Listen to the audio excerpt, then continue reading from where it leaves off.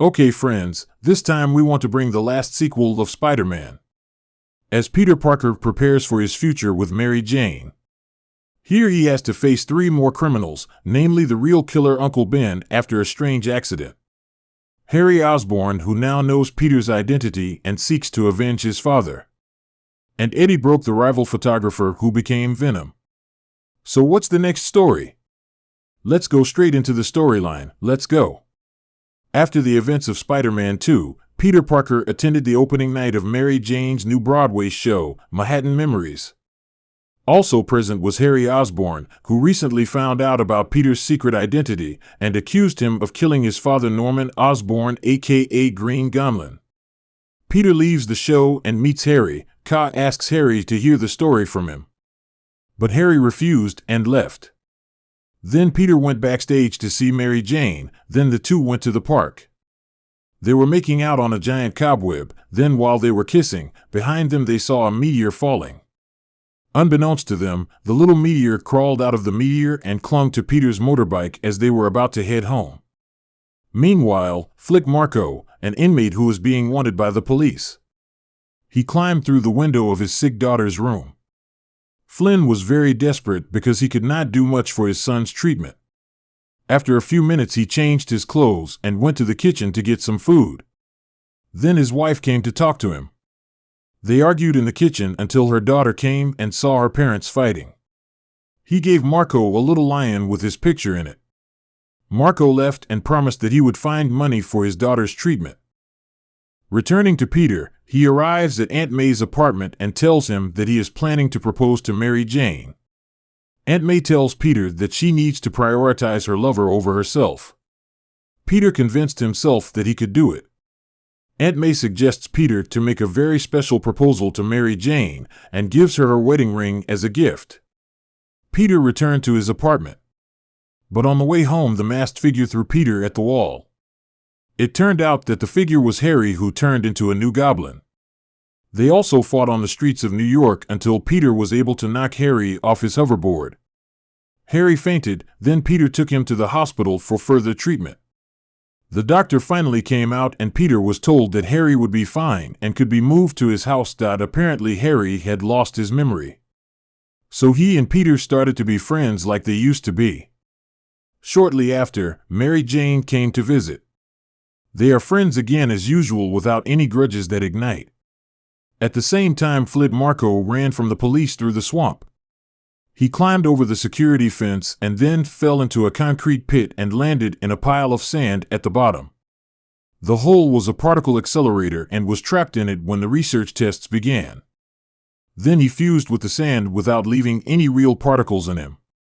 The next day, the sand collision in the particle accelerator is stirred and formed. Humaniot also emerged from the sand. He is a Flick Marco who turns into a Sandman. He looked and realized that it was the pendant his daughter had given him. He took it and tried to stand up because of his strong love for the princess. Flint can return to his human form and start learning to walk again. Back at Peter's apartment, he was admiring the ring he was about to give Mary Jane. Not long after that, Mary Jane came in and rushed in. She reads about the rather negative reviews of her appearance in the play from the night before. But not yet starting to comfort his lover, Peter has received a call as Spider-Man and must hurry to leave. Mary Jane also got a bad mood. In the middle of the city, Mitra Peter is doing a photo shoot in an office building. But suddenly, a giant beam swung through the window behind him. The corner of the building fell and Gwen slid into the corner of the building. He tried his best to survive. The girl had fallen, but there was a Spider-Man who came on time and caught her. Underneath, Spider-Man is approached by Eddie Brock, who informs him that he is Spider-Man's new photographer. Spider-Man then left and was annoyed with this new photographer, and then went to Daily Google to provide edits of some crash photos. When he arrived, it turned out that Brooks had arrived first, and Jonah Jameson chose Brooks over Peter. Brooks explained that he wanted to be a full-time employee. Jameson told his two photographers that if one of them became a full-time employee, they should get a picture of Spider-Man committing a crime. Peter was a little annoyed as he left the office. Peter decided to go to Times Square. Mary Jane, on the other hand, is going to the theater for a rehearsal session, but found that after some poor critical reviews, he had been fired from the show and replaced. Mary Jane looked annoyed and decided to leave the theater. The next day, Peter attends a festival held for Spider-Man. He met Mary there, but the girl didn't have time to tell him he was fired from the show. Peter immediately went to prepare as Spider-Man, the New York City Idol. As soon as Harry arrived, they were chatting as usual. Mary Jane also informed him that he was fired. Harry also comforted Mary Jane and made her laugh. Besides that, the opening ceremony starts soon. The MC song introduces Spider-Man as the person who saved his life. Then Spider-Man came in and did a little stunt on the stage. He descended by hanging himself up to Gwen's head upside down. Spider-Man, without hesitation, asked Gwen to kiss him for public consumption. Mary Jane, who witnessed this, rushed away from there, followed by Harry. Suddenly, a cloud of sand crossed the audience and grabbed a lot of attention. Spider-Man swings to find out what's going on, and saw a cloud of dust forming a person barging into the armored car. Spider-Man lands on the car and tries to punch the Sandman, but his arm went straight through her stomach.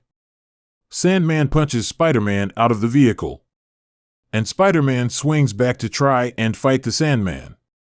Sandman runs away when Spider-Man realizes that an armored car is about to crash into a large vehicle. Spider-Man saved the two car drivers, but unfortunately he had to lose his enemy. The next night, Peter walked into a fancy French restaurant to propose to Mary Jane. When Mary Jane arrived, soon Gwen appeared, who approached the two of them. He seemed very familiar with Peter. Of course, this made Mary Jane angry. After greeting, Gwen immediately left the two of them. The atmosphere became cloudy and Peter's proposal plans failed. The next morning, Peter tried to visit Mary Jane, but he deliberately did not answer the phone. As soon as he hung up, the phone rang. Peter immediately picked it up, apparently from a detective asking him to go to the police station. Arriving at the police station, they were informed that the police got the facts about Uncle Ben's death, and he was actually killed by someone else. The police took out Marco's photo grid and Peter recognized him right away. Long story short, Peter continues to wait for criminal news about the Sandman, but still not heard, he fell asleep. At the same time, a black meteoric substance approached him. Peter wakes up hanging and upside down in front of a skyscraper. After Spider-Man is now jet black, and after increasing the power that made him feel really good, he swings around town and then visits his science teacher, who agrees to analyze the black substance. He warns her because the substance will be symbiotic and she needs a host to bind to.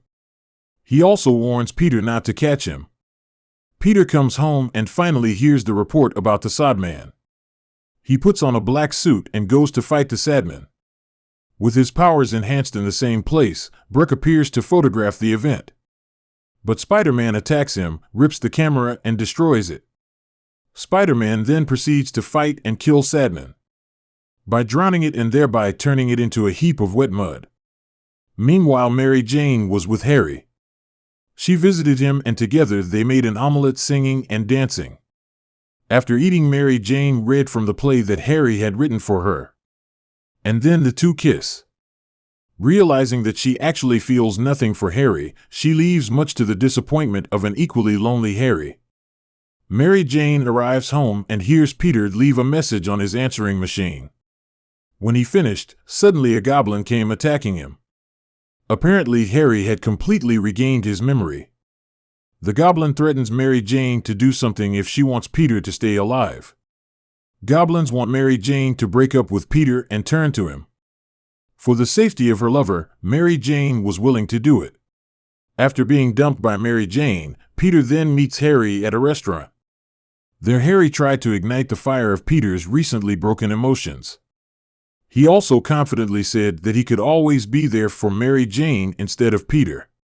Peter was even more annoyed and left his best friend, who stabbed him in the back. That night, Peter meets Harry at his house, wearing a black Spider-Man suit complete with bangs. He was furious and attacked Harry.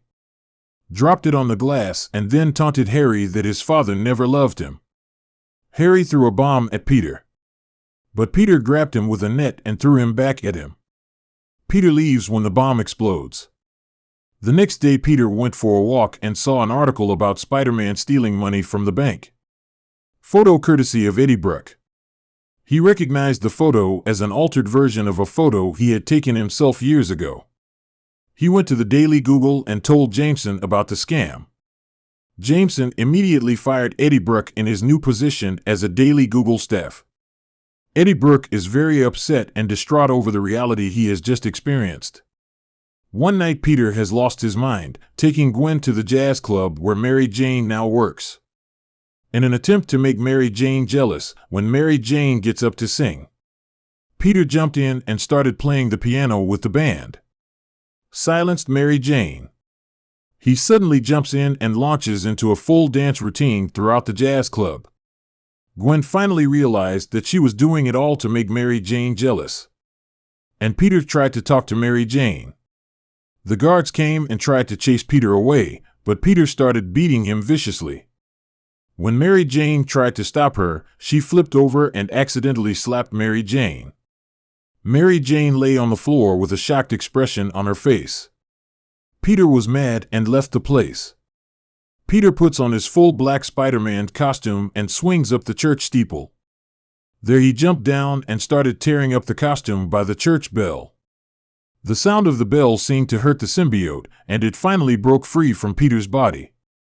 At the same time, Eddie is sitting in the church praying for God to kill Peter. He heard the bell ring and went to investigate. And at that moment, the symbiote from Peter was attached to his body. The symbiote turned Brock into Venom. Scary variation of Spider-Man with big teeth and claws. Venom swings in the streets of Manhattan, when he is suddenly stopped by Fled Marko, who mistook him for Spider-Man. Venom tells Marko that together they can defeat Spider-Man.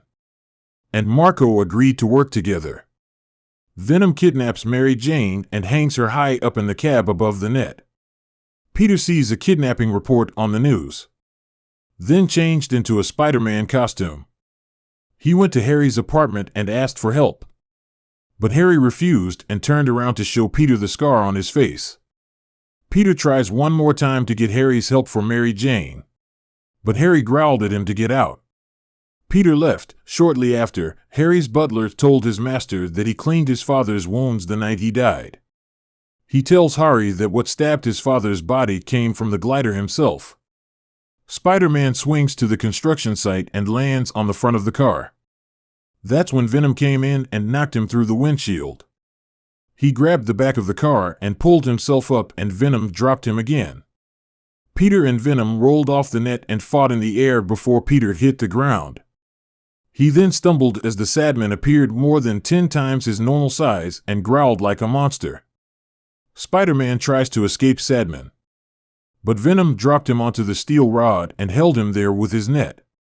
Sandman hit him with his big fist. Meanwhile, the audience started to cry. Just before Sandman can finish Spider-Man, Harry flies in and throws a bomb at Sandman and helps Peter to his feet. Both against Sandman and Venom. And Harry finally took down the Sandman, while Peter got Mary Jane out of the cab and into a safer area. Venom then attacks Peter and traps him with his net. But Harry flew in and tried to stab the Venom with several blades protruding in front of his hoverboard. Venom grabbed his board and threw it. The rattling noise was reassuring and reminded Peter of the church bell. Then Venom jumps at Peter with Harry's plank, intending to stab Peter. But Harry walked between Venom and Peter. But it looks like the gun eats Lord. Venom throws it aside and then jumps at Peter again, who manages to release his wrist and hit Venom. Peter surrounds the Venom with iron bars with a clatter that hurts the Venom while it is still slamming on the ground. Peter grabbed Eddie and pulled him out, then throws a bomb from Harry's glitter at the symbiote. Eddie then runs towards the symbiote. While the bomb flies in the air, Eddie has been killed in the explosion. Sandman approaches Peter and tells him that Uncle Ben's murder was actually an accident caused by an exploding gun. Peter forgave him and Sandman flew past the buildings. While Peter headed to Harry, he and Mary Jane sat on either side and tried to comfort him. Harry forgives Peter for his father's death and then dies at sunrise. Harry's funeral was well attended. Now there are no more ambitious enemies. Peter Parker continued his life as a person who has a dual character. His relationship with Mary Jane was again improved. That's all for now, until we meet again in the next storyline. Thank you for watching.